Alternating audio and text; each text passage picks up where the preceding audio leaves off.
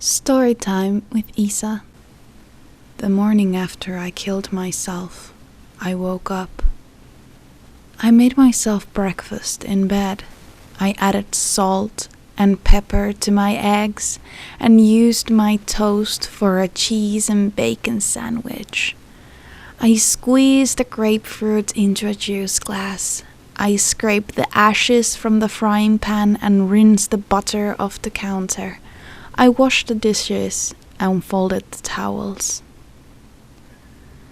The morning after I killed myself, I fell in love, not with the boy down the street or the middle school principal, not with the everyday jogger or the grocer who always left the avocados out of the bag.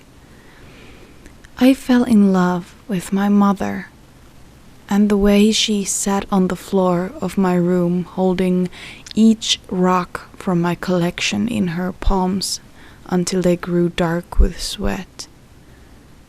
I fell in love with my father down at the river as he placed my note into a bottle and sent it into the current. With my brother, who once believed in unicorns, but who now sat in his desk at school trying desperately to believe I still existed. The morning after I killed myself, I walked a dog. I watched the way her tail twitched when a bird flew by, or how her pace quickened at the sight of a cat. I saw the empty space in her eyes when she reached a stick and turned around to greet me so we could play catch, but saw nothing but the sky in my place. I stood by as strangers stroked her muzzle, and she wilted beneath their touch like she did once for mine. The morning after I killed myself, I went back to the neighbor's yard where I left my footprints in concrete as 2-year-old and examined how they were already fading.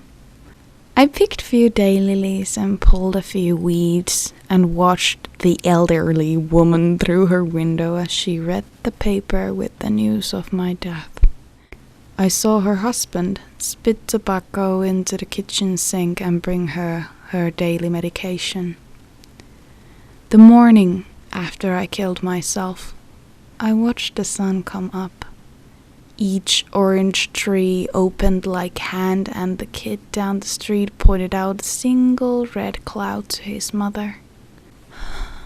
The morning after I killed myself, I went back to that body in the morgue and tried to talk some sense into her.